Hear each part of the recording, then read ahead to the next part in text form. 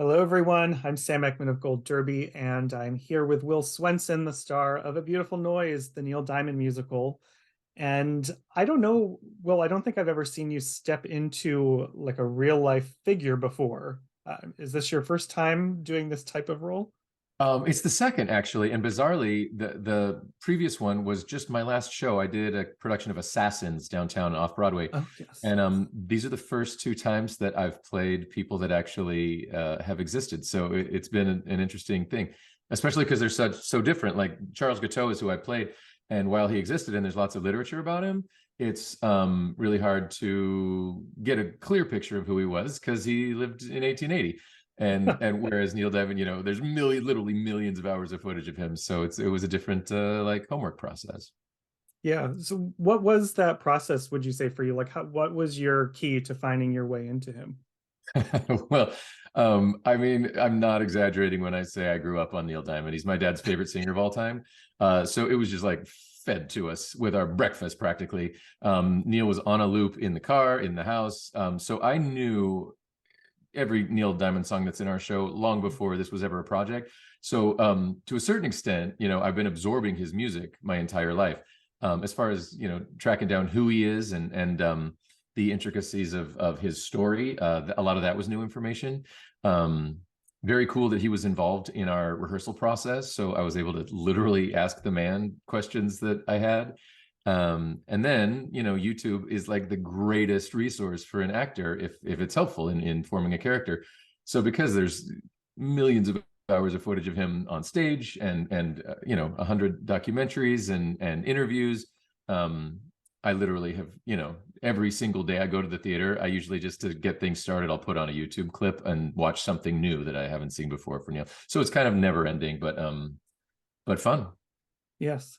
And once you stepped into it, you do get, you have the wig, you have these flashy costumes that he gets to wear.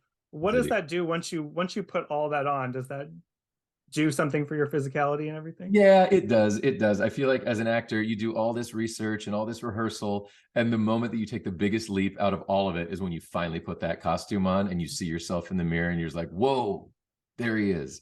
And you feel different in whatever shoes you're wearing. And in Neil's case, there's such flamboyant signature looks with the sequins and the wonderful flowing 70s hair.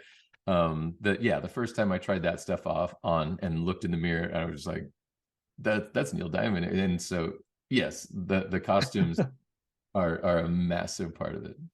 Has Neil himself commented on it at all? Has he given you pointers like, no, this was not the on way, the, or this was the way? on the show a little bit, yeah. I mean, he was in the rehearsal room, so he did have certain things. He was like, you know what, I know this is a tense moment, but I wasn't angry in this moment. I was fueled. I was, and so certain things just to tweak the dramaturgy, that's an actory word, in a more authentic way. And so yeah, it was super helpful. But overall, he's been really complimentary, and it's just surreal that I know the man and that he's pleased with what's going on at the theater. Yeah. And a unique aspect of this show is that there's two Neils. It's you and Mark Jacoby playing him at different points in his life. So did the two of you kind of have to come together? Like, did you work on trying to find sort of commonalities together Well, with I him? think I think we a couple of times we were like, yeah, here's a gesture that we can use here, and in a way, we echo each other's. Thanks to Stephen Hoggett, our incredible choreographer. Some mannerisms are shared in certain moments, and I think Mark and I just kind of clocked each other's performances and stole that and stole that. Um, so yeah, a bit, and I think as we've gone along in the show as well, we've kind of figured out other things that kind of are common and cadences, and the script helps us a lot as well because we're sort of repeating similar phrases at different parts in his life. So yeah, it's pretty cool. Yeah. And you said you had been listening to him for all your life basically, but his voice is very distinct. It is not on the surface of sort of standard musical theater style of voice. He has a lot of grit. Was it harder than you expected to really hone into that and do it 8 times a week? It's a little tricky. I knew I could do the sound because, like, you know, when I was an eighth grader learning to play the guitar, and Neil Diamond having been a big part of my musical fabric, I learned Neil Diamond songs, and you know, I'd try to woo girls with Neil Diamond songs around the campfire. Um, and I knew that we had similar kind of baritone resonance, and so in fact, I've done it sort of over the years prior to this project as sort of a party trick. Like in cabaret, I used to sing "You Don't Bring Me Flowers" with Audra, my wife, and and it was kind of this funny thing because I can do the Neil Diamond sound, which I think is in the end why it ended up being me, because I could make his sound. But the trick totally is doing it 8 times a week. Well, in my case, 7 times a week, because we discovered in Boston that it was maybe just one too many. So it's tricky, yeah, to gravel up your voice and do that a bunch is really taxing. In fact, one of the first things Neil said to me was, "How's your voice? I don't know how you're going to do this 8 times a week, because you know, we always did 3 or 4 concerts a week, but for you to do it 8, that's a lot. Are you hydrating? How's the sound?" You know, he was really kind of a caretaker when it came to that. Yeah. And I know you knew obviously a lot about him, but was there something in doing this piece that really surprised you about his life that you didn't know before? Yeah, I mean, I didn't know his relationship story. I didn't know that he'd been married 3 times and went through those challenges, which is something I can relate to. I'm divorced and remarried, and I didn't know a lot about his struggles. I didn't know he kind of signed a crooked record deal with the mob and really had to fight to get his way out of that. That's really, really interesting.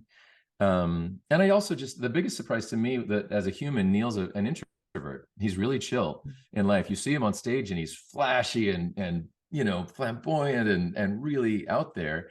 But that's very much just the way he plugs into his art, is to go to that place. But in his everyday life, he's super chill, a little shy, and that was a surprise to me. Hmm. It's very surprising because his songs are just so loud and out there, and they get such a response. I mean, you get the big number of Sweet Caroline, and you can feel people just itching to sing along, and they're ready for that number when it Yes, comes they along. are. What is that like when it finally breaks I mean, it's open? great. When we were putting the show together, we had an idea, you know, that the crowd was going to want to, you know, maybe sing along, particularly with that song. And so we were sort of, you know, ready to experience it, and how much we wanted to sort of acknowledge it, incorporate it into the show. And then we got to Boston, and the first show, Neil Diamond was in the audience. So everybody went nuts and sang along. And we thought, okay, well, it was an exciting night. Neil was there. They knew he was there. So that was great. So the next night he wasn't. And then they still sang along. We were like, maybe it's the same people. And then the third night they sang along. So they always just, we were like, all right, well, the fourth wall is gone for this one, because everybody's going to sing along no matter what we do. So it just became part of the fabric of the show, and we invite them to sing along, and we get around to it again at curtain call as well. Right. And I'm a former Bostonian, so I know that particular song has a very special place in the heart of my home city. Yeah, you know. And you performed it with him and your cast at Fenway. Yeah. What was that? I mean, the whole stadium goes crazy. What is it like performing for that It number was of people? completely nuts. I mean, there are things you could dream up in your wildest dreams, and you would think, well, you know, that could never possibly ever come true. And that experience that night was something I would never have dreamed up in my wildest dreams, to sing Sweet Caroline arm in arm with Neil Diamond at Fenway Park. It was just like, are you kidding me? Yeah, it was nuts. The stadium went crazy, because Neil doesn't sing publicly anymore. And for him, in that spot where he's so beloved and he means so much to Boston, let alone the Red Sox fans, it was crazy and insane. And I have a huge framed picture of that moment in my dressing room. Wow. And I also appreciate the way, there's that kind of classic, really big, grand moment of Sweet Caroline. But then the musical, one of my favorite parts is the I Am, I Said, where both Neils finally come together. I think that's the first time they have a moment of coming together to sing. And it's I think kind of rare for a bio musical to really be introspective and really examine in the way this piece does. what does that moment feel like? It feels amazing. It's so deep to me. I mean, honestly, the first time I read through this script, I was just like, well, this is a brand new angle on how to tell a bio musical. It is the furthest thing from now we did this, now we did this, now we did this. The structure of it that our writer Anthony McCartan came up with, kind of the therapy angle of the modern day Neil looking back on his life and kind of flashing from place to place, and us sort of missing each other on stage. It's like we almost see each other, and it's like he's looking back to the past with all of this regret, and I'm, in the moment looking forward with all this anxiety, and and because his character doesn't sing throughout, and the whole piece is about him losing his voice as a performer, and how is he going to fill this void that his Parkinson's diagnosis has created. The moment that he finally opens up and sings is I Am, I Said, which is a song about this self-discovery, and it's to me, it's so beautiful. I get choked up just talking about it, that I come out and we finally see each other, and there's just this reconciliation of past and present, and of self, and recognizing that he's enough. And I think it's theatrically really thrilling. Yeah, it's a very cathartic moment, I think, at the end of the show for the audience. This season, you and your wife Audra had a moment where you both were on Broadway at the same time while she was in Ohio State Murders. Is that kind of the ideal scenario, to have your schedules somewhat aligned? It feels like that's a rarity. Oh, it's bad. I mean, we've done it before. Well, a couple of times we've been in shows at the same time, and there's that great aspect of it where, like, on a 2-show day, we can like hang out in each other's dressing rooms and get lunch together, and we have time, that we wouldn't normally have away from the kids, and we feel like like New Yorkers might feel who don't have kids. But it's so hard as far as childcare. We're constantly scrapping for who's going to watch Sally tonight, and then we're going to bring her into the city here, and we'll get the sitter to drag her over here to her lessons, and it becomes super challenging, but nice problem to have, right? Yeah, quality time, childcare, trade-offs. I wanted to talk about Assassins too, which you mentioned earlier, because I was lucky enough to get in before it closed, and it sort of felt like for a while, I think we were worried that that show wasn't going to happen because of the pandemic. Yeah. What did it mean to get to finally be able to present that after so long? Oh, it was such a relief. Literally, I had been workshopping the Neil Diamond show prior to the pandemic, and was literally in rehearsals for Assassins when the pandemic hit, and we had to stop rehearsals cold. And so my brain, the whole pandemic, was just thinking, maybe both of these projects are dead. Maybe Broadway is dead. I mean, we just didn't know. And I mean, honestly, there are these echoes of A Beautiful Noise throughout it, because Neil not being able to perform again and trying to fill that void is the question that he's asking himself in the show. And during the pandemic, I was this actor that was out of work, and it required thousands of people coming together in a single room, and it just was like, we weren't sure if that was ever going to happen again. So to get back in front of a crowd and do the thing that fulfills me was so moving. It was hard the first night. We walked out on stage, and the crowd just went crazy. For the poor band was sitting there vamping with their violins for 5 minutes, while the crowd just clapped and clapped and clapped, because we were all finally back on a stage in a room again, and everyone's masked within an inch of their lives, including us on stage. But it felt like such a blessing, and it was a nice sort of reminder of how much it means to me. I mean, and everyone, I think, in the community kind of agrees. It was like it was a reminder of what a blessing it is that we get to do what we do, and that we love what we do. Yeah. And it felt very, shockingly of the moment, because we had not only Sondheim's unfortunate passing, but also there was, as you said, masking on stage. Even there were moments where the actors quite purposefully put masks on. Mm-hmm. What was kind of the audience response for you with that piece?